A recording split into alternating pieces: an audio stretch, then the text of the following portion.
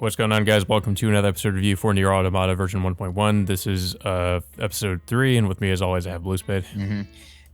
So before we get into it, of course, we should really talk about, the show being indefinitely delayed after this episode because, because I'm starting to have mixed feelings on like a lot of these studios just constantly delaying their series due to COVID-19. I mean, I can understand why, but We did see this happen quite a bit when the pandemic was just just kind of starting back in 2020, that this happened with a lot of different anime productions, and it made sense then. And I mean, I guess you could say it makes sense now, but we've kind of seen similar things happen with another anime that Aniplex was involved with, which was 86, where it was also delayed quite a few times. So I'm kind of hoping it's either one of two things, I guess. I mean, maybe it's possible that this could have happened, or it's just an excuse because they're having production issues. So I guess it could be either one. It's been like what, 3 years since the pandemic started. You would think that there would be some form of safeguards in place in order to keep their staff, from being infected from COVID every single time. But it just seems like, I'm not really sure how much I believe it, to be honest. It's kind of concerning that it's like they're saying it's indefinitely delayed, so we really have no idea like when it's gonna come back. I mean, I kind of hope it's not the same situation as 86, where it's delayed all the way until like the spring season. I'm afraid that might be the case. It's just what I don't want them to do is just like release an episode every 2 weeks and then just decide to announce that they're gonna release the remainder episodes on a following anime season, like either spring or summer or whatnot. I mean, I think the best route for them right now is just hold off on releasing any more episodes until the start of the spring season. I think that's the best route they can go for. I just really can't see them just forcing the staff to just work on an anime which they don't, who knows what kind of progress that they're currently in within each episode. Because I mean, we're seeing the previews of the show, and we can see clips of of episodes that have yet to come out, but as of right now we just don't know like how far they're into it. Yeah, it's hard to say. I mean, they got a little bit further than I thought they would in this episode in terms of how much they were adapting from the game. I mean, they're pretty much going as... Yeah, I pretty much expected the whole Adam and Eve thing to happen by the end of the episode. And yeah, although it didn't, it definitely, they definitely kind of cut out a lot of the, the what happens in that fight, Adam constantly evolving and stuff. That was kind of cut, which is a little bit disappointing to me, but there was some stuff that was like, it was definitely cut out just for time, I guess. Yeah, I mean, you do fight Adam and Eve at least 3 times in the game. Yeah. So I'm guessing there might have been a reason why they condensed this fight the way that it did. Maybe they're just holding off, possibly until like the finale of their confrontation, which I'm assuming that I'm predicting like this first core is mainly going to focus on routes A and B, and the second core is going to be C and D. So having played through the game and having just not too long ago started on Route B, I can tell you that it's so far they are combining routes A and B. Yeah. Because some of those little intermissions that we saw in the last episode with the narration, that's taken straight from Route B. So they just like added that in there. Yeah. So okay, so speaking of this episode, it does pick up immediately after the end of the last episode. However, there's a few surprises in this episode. One being is that Lily is the leader of the Resistance and not Anemone. Yeah, I'm kind of afraid Anemone has just been completely cut from the anime. Yeah, I mean, they did bring in Jackass, who's a notable. They actually gave Jackass more of a role in the story, surprisingly. than she had in the game. Yeah, she just mainly just stays in one place, for for her to just give you tasks. But surprisingly, Yeah. she takes them to their initial destination of where all the machines or actually the missing Yora units were. Well, yeah, so this episode just we pretty much start off with them entering the resistance camp, and we kind of get briefly introduced to some of the different people in the resistance camp, like the weapons trader, for instance, and the two and Devil and Popola, who are, I guess, just in this game they're just maintenance units. It was kind of interesting. If there is some Easter eggs here, because if you pause during the scene where they're showing the weapons trader, you actually see Kaine's sword, like just kind of sitting there, from Nier Replicant. Yeah. So that was kind of interesting. They put that in there. Yeah, I mean, what's disappointing for me is like I still have not played the Nier Replicant yet, so Yeah, so there's a lot that's of kind of one of the concerns I will say I kind of have about this anime so far. Is it? I don't know if I can recommend it to newcomers. I mean, I think you could watch it, but you'd also be kind of a lot of these references are going to go way over your head, because they have that Easter egg earlier, and then there's another another thing in this episode where they actually also they reference Replicant again, which I thought was kind of interesting. I'm kind of wondering if they might have some other references to other stuff from the Taro verse within this within this show at other points. Yeah, I honestly didn't. I was initially confused about that. So what happened was, on their way in the desert, 2B and then 9S come across like these various machines that are wearing like these tribal looking masks, and 2B is of course fighting off her own set of machines, while 9S is hacking into this like one giant machine. And then all of a sudden, there's a difference between the hacking in this anime and of course the way the game does it. In the game, it's almost like one of those top-down shooters in which, you just shoot down like blocks or circles, whatever they are. In this anime, yeah, I mean, obviously they're gonna change it for the anime. Yeah, it's a lot more detailed, but of course, 9S comes across like this flashback or this past recording of what happened before, which many people on Twitter are pointing out that this is a scene that took place in Nier Replicant. Yep.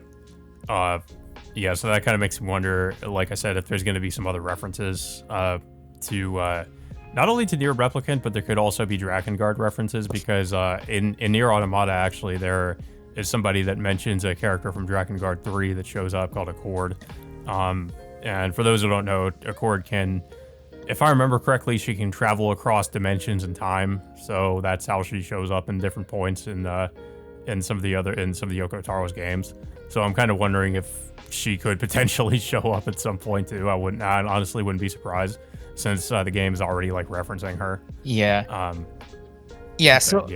So even before the show came out, like we've been wondering like how are they going to handle the entire story of Nier Automata, because of course the various different endings in that game, and something tells me that the addition of Lily replacing Anemone and these replicant references are going to play a factor into them trying to, I guess, combining those stories together to make one linear cohesive storyline for this anime. I'm not sure. Yeah, I mean, that's what Taro has hinted at in interviews, that he said that this is going to be it's going to be a linear storyline. It's not going to, I mean, that of course, obviously there's no way they could do the multiple endings like they did in the game. I don't know, unless Taro does something crazy where he tries to implement like multiple timelines or something like that. I mean, I wouldn't put it past him. He's done stuff like this before. So, but I don't know. It's hard to say. If I honestly just anticipate it, being like you said, it's going to be like one ending. But I am really curious as to how he's going to implement the other multiple endings, because this is another reason why I feel like the anime is not going to be the best for newcomers to Nier Automata, because they're going to be depending on what he does with the other endings, like they're going to be missing out on stuff that was in the game, like the multiple different endings. Yeah. I mean, of course, with the exception of the joke endings, in which they're actually technically they're really adapting them, for these post-credit puppet show scenes, like they did with these last 3 episodes. So, but as for the other endings, I do hear that I think the endings between Brit C and D deviate because you have to choose between they tell me you have to choose between 9S or A2 during one of the Okay. final scenes or something. I don't know the details, but I'm still trying to get to that point. Yeah. I mean, so far the way they've been doing it has been okay with them kind of sort of like putting in stuff from Route B with 9S's perspective. Since it really doesn't it doesn't deviate too heavily from Route A, it kind of makes sense. Mm-hmm.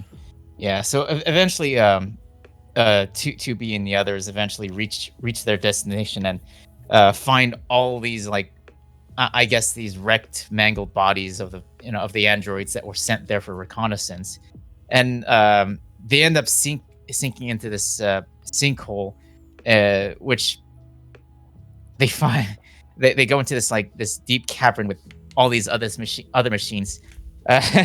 I'm surprised that they kept that the robo orgy scene in this. Yeah. Well, basically the robots are all like trying to mimic human behavior.